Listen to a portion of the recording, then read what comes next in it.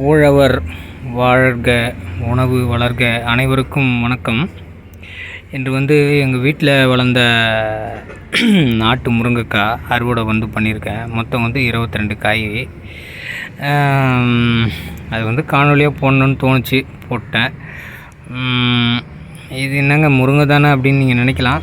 இருந்தாலும் நம்ம ஒவ்வொரு நாளும் அபூர்வமான உணவுகளை தினமும் உணவாக உட்கொள்வதை விட நமக்கு நம்ம நிலத்தில் அந்தந்த சீசனுக்கு எது நமக்கு கிடைக்குதோ அதை போற்றி அதுக்கு ஒரு நன்றி சொல்லிவிட்டு அதை நம்ம கொண்டாடிட்டு சந்தோஷமாக இருந்துட்டு அதை நம்ம உணவாக சாப்பிட்ணும். அதுதான் சிறந்தது. தினமும் கொல்லிமலை மூலிகையும் இமயமலை மூலிகையும் தினமும் இந்த உடம்பு கிடைக்கிறது சிரமம். ஆனால் தினமும் நம்மளுக்கு கிடைக்கிறது முருங்கை கிடைக்கும். முருங்கைக்காயாக சாப்பிட்லாம், கீரையாக சாப்பிட்லாம், பூவாக சாப்பிட்லாம். வாய்ப்பு கிடைக்கும்போது அதை நம்ம சாப்பிட்லாம். அதனால் எது நமக்கு இருக்குதோ இருக்கிறத நம்ம அதை கொண்டாடுவோம், மகிழ்ச்சியாக வாழ்வோம்.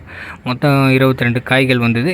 இது எங்கள் மரத்தில் சதுரக்காய், நாட்டு முருங்கை சதுரக்காய். இது நல்லாயிருக்கும். அது டேஸ்ட்டும் நல்லா தான் இருக்கும். 10 வருஷத்துக்கு மேலே ஆகுது இது. அதெல்லாம் நீங்களும் சாப்பிட்டு வாழுங்க. காய்கள்லாம் நல்லா உறுதியாக தான் இருக்குது. 4 சைடு இருக்குது பாருங்கள். நல்லா இந்த வருஷம் காய்கள்லாம் கொஞ்சம் நீட்டாக வருது. அது நல்லா ஊட்டத்தை எடுத்துக்கின்னு நல்லா வளருது. இது போல் நீங்களும் இது மாதிரியான உணவுகள்லாம் சாப்பிட்டு உங்கள் உடலை உறுதிப்படுத்துங்க. உழவர் வாழ்க, உணவு வளர்க. அனைவருக்கும் நன்றி, மகிழ்ச்சி.